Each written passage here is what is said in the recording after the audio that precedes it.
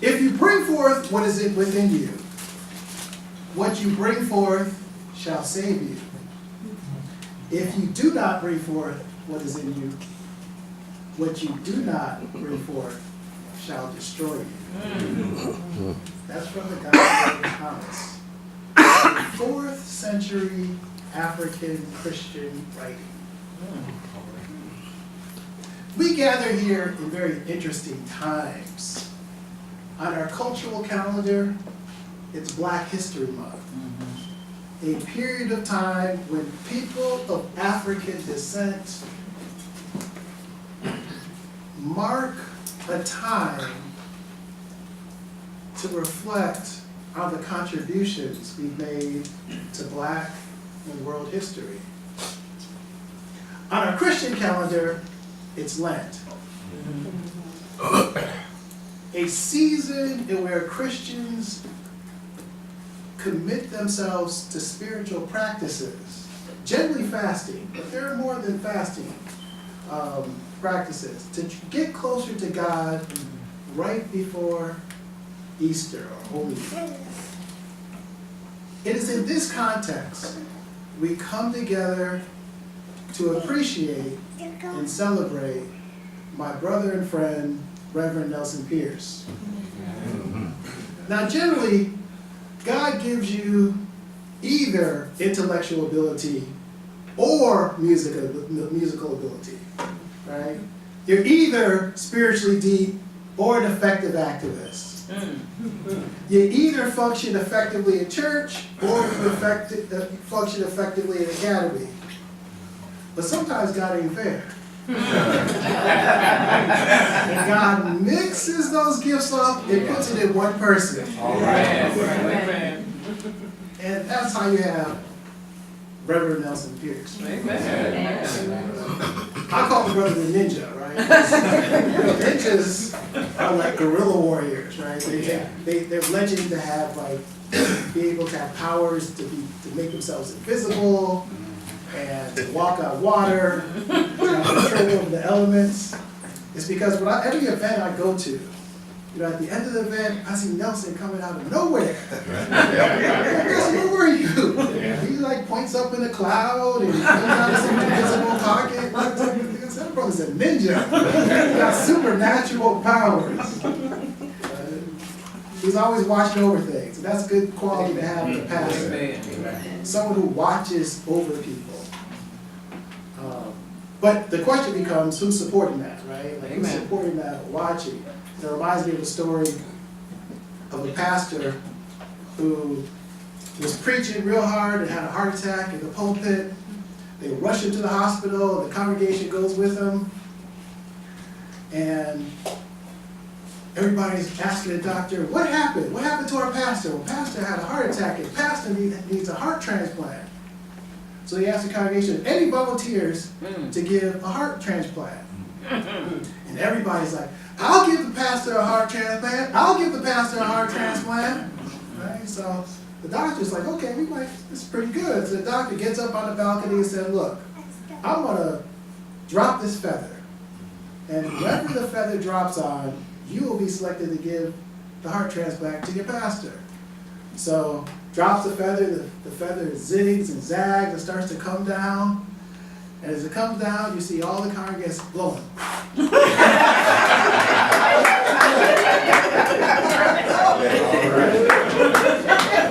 And that's what it's like with activist preachers. Everybody's got the vision, but when the vision hits them personally, a lot of times they start blowing. Right? So we need more committed churches and committed folks than just lower churches, right? But one of the things, as he kind of alluded to, Reverend Pierce and I worked at Xavier, and along with Dr. Anna G, and we do a group called Soul Sessions. And Soul Sessions is a group that's committed to critical consciousness, community building, and academic excellence. And one of the things that started our group was a book called The Miseducation of the Negro. by Carter G. Woodson. And Carter G. Woodson was struggling with the idea that blacks have such contempt for themselves, even educated blacks. He said education is one of the most dangerous forms of lynching. That through the educational system, it commits institutional violence. And he makes this quote: when you control a man's thinking, you don't have to worry about his actions. You don't have to tell him to stand yonder. They'll find their proper place and stay in it. You don't have to send him to the back door. He'll go there without you asking. Matter of fact, if there's no back door, he will cut one for a special benefit.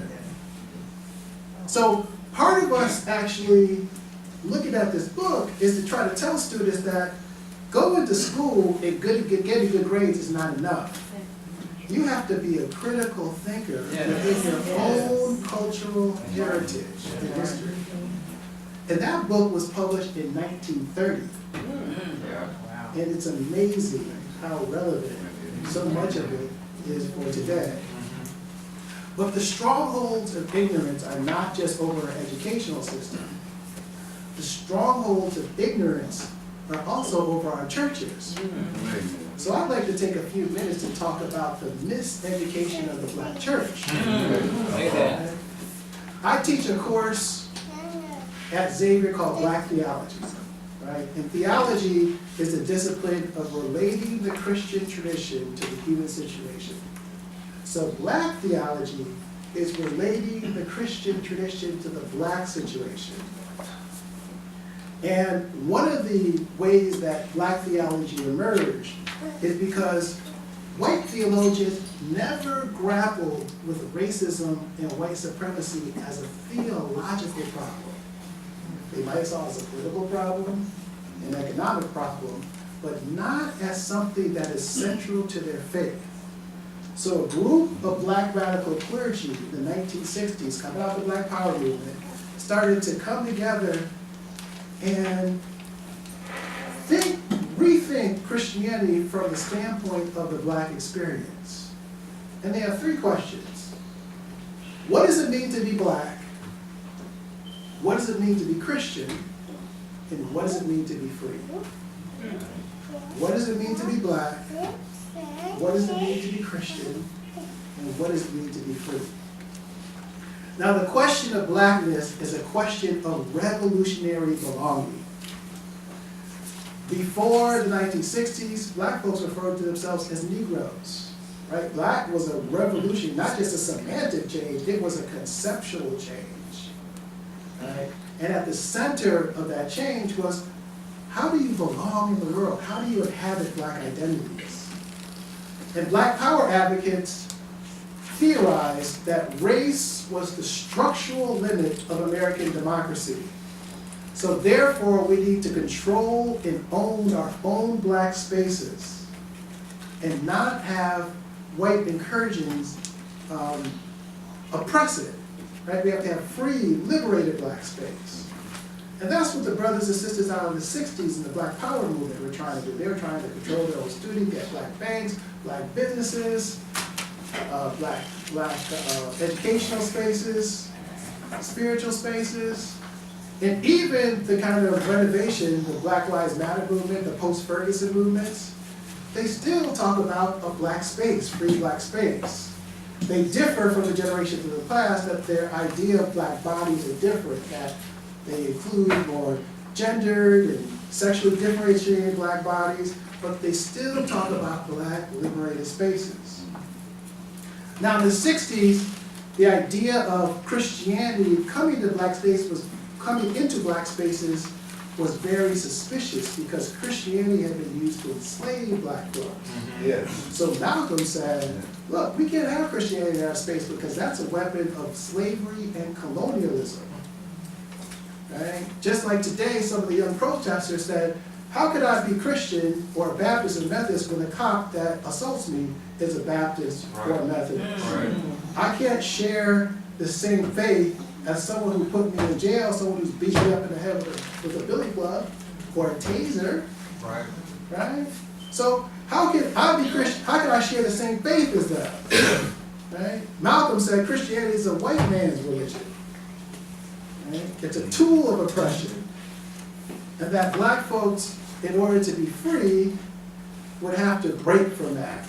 And so the challenge for black theologians was we have to out-Malcolm Malcolm, right? Meaning that we have to go beyond that. Blackness isn't just a ghetto identity or a local identity or even a national. It's a world historical identity. That blacks have contributed to global history that includes Christian faith. So even though many in the Black Power movement consider Christianity a white man's religion, the Christian heritage in Africa is older than it is in Europe. Right? Black history is older than Christian history. Black religion is older than Christian religion. And you could go back to the Egyptian religion, the Kemetic religion, that it's older than Judaism. And that even the templates for Judaism and Christianity came from Africa. For example, Osiris and Horus, or Asar, were prototypes for the dying and rising Savior. The Isis, or and Child, Horus, were prototypes or templates for the Madonna and Child, the community of deities within the pantheon of divinities were prototypes for the Trinity, the Christian Trinity. And it's standard to think of all Christian biblical characters as typical Europeans. But we know that's not the case because Europe didn't even exist. There's not one single mention of Germany and England in the Bible. But there are a whole lot of African countries. There's Egypt, there's Kush, there's Put, there's Boom. They're mentioned over and over again. Yet we always cede ground to Europe. Right? Even today, there's a movie that opened up this weekend called The Gods of Egypt. All European cast. So when we understand blackness as a world historical identity, we must reestablish Africa as part of biblical community. And understand that the story of the Garden of Eden also includes, like, two African rivers, the Nile River, the Blue Nile and the White Nile River, right? The family of Jacob descends into Africa in Genesis.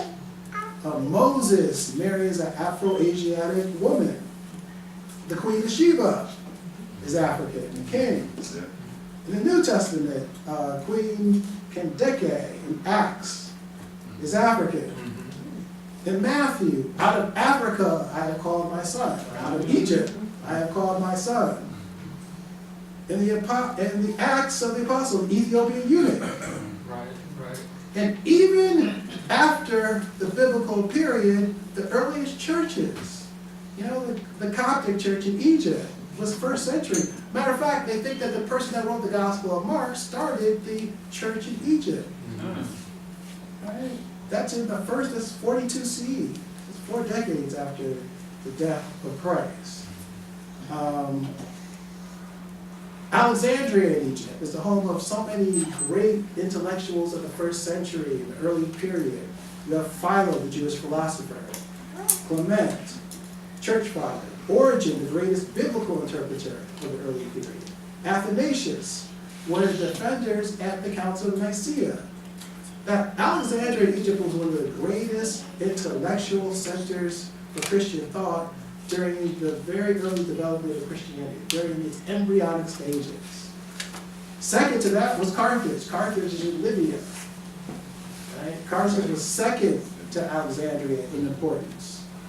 Its Christian library was one of the largest in the world. Some of the leading thinkers were church fathers, such as Tertullian, Cyprian, Augustine. Christianity in Ethiopia. Ethiopia is the oldest continuous African civilization. Right? There were 3 African popes. Right? We talk about having a black pope, I think, when the popes, during the last 2 transitions. I think there was a brother in Nigeria who was, but even before that, There's Pope Victor in the 2nd century.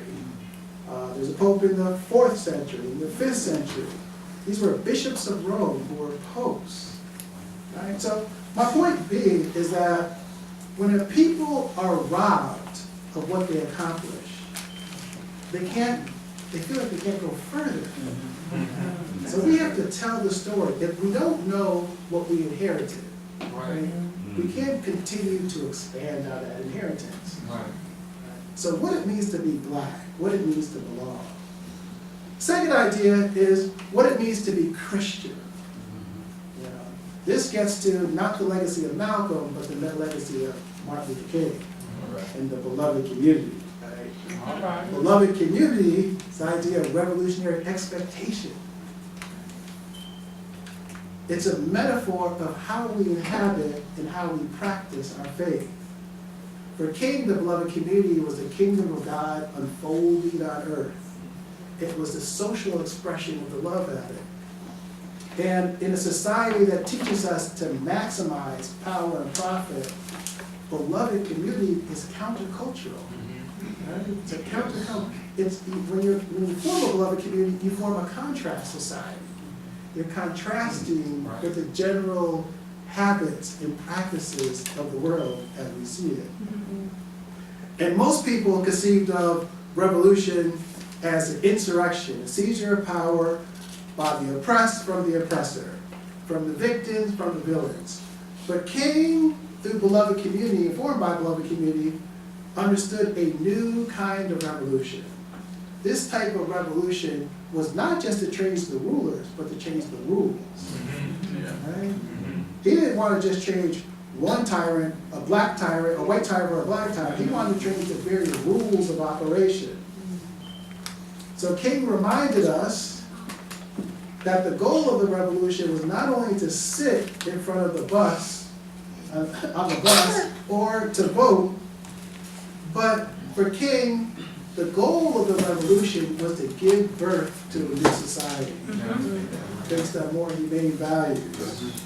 So his practice of nonviolence is lauded in the public as a practice as a great civic practice. But for King, it was much deeper. It was a way to preserve and cultivate a humanity. You can't fight ugly by being ugly. You don't fight fire with fire, you fight fire with water. Right? You have a contrast. You don't mirror the ugliness of your oppressor, you contrast the ugliness.